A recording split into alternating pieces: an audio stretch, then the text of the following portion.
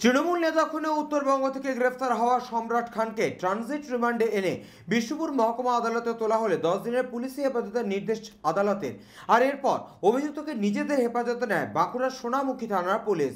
বাঁকুড়ার সোনামুখী থানার চকাই গ্রামে তৃণমূল নেতা সেকেন্দার খান খুনের ঘটনায় উত্তরবঙ্গ থেকে গ্রেফতার সম্রাট খানকে ট্রানজিট রিমান্ডে বাঁকুড়ায় এনে তাকে নিজেদের হেফাজতে নিল সোনামুখী থানার পুলিশ।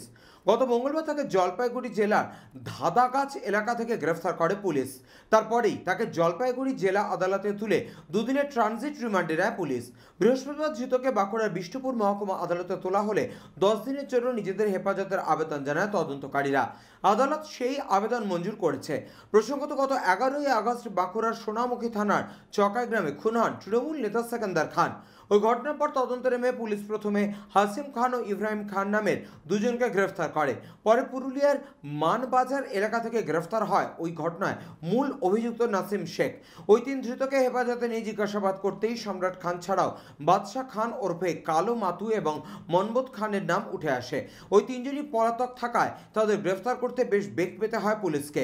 পরে বিশেষ সূত্রের খবর পেয়ে সোনামুখী থানা পুলিশের একটি দল কাটোয়া ফেরিঘাট থেকে বাদশাহ খান ওরফে কালো মাতু এবং মনবোধ খানকে গ্রেফতার করে। ওই দিনই অন্য একটি সূত্রের খবরের ভিত্তিতে নিউ জলপাইগুড়ি থানার পুলিশকে সঙ্গে নিয়ে জলপাইগুড়ি জেলার ধাদাগাছ এলাকায় হানা দিয়ে সম্রাট খানকে গ্রেফতার করে পুলিশ। তৃণমূল নেতা সেকেন্দার খানের খুনে সম্রাট খানের কাছ থেকে আরও তথ্য সংগ্রহ করতে বৃহস্পতিবার তাকে বিষ্ণুপুর মহকুমা আদালতে তোলা হলে 10 দিনের পুলিশ হেফাজতের আবেদন জানায় তদন্তকারীরা। আদালত সেই আবেদন মঞ্জুর করেছে। বাঁকুড়া থেকে নবেন্দু হাটির রিপোর্ট, চ্যানেল 24/7।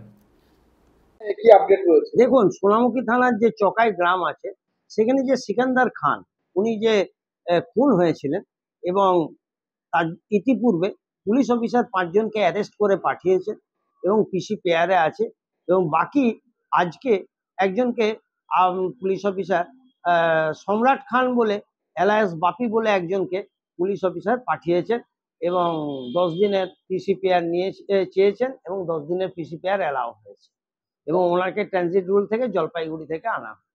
আর্মস কিছু উদ্ধার হয়েছে? না, এখনো পর্যন্ত আর্মস উদ্ধার হয়নি। Early stage of investigation, recovery এর জন্য চেষ্টা চলছে। মূল অভিযুক্তরা কি গ্রেফতার না আরো কেউ জড়িয়ে আছে? আরো কেউ জড়িয়ে আছে, তদন্ত চলছে। তদন্ত চলছে।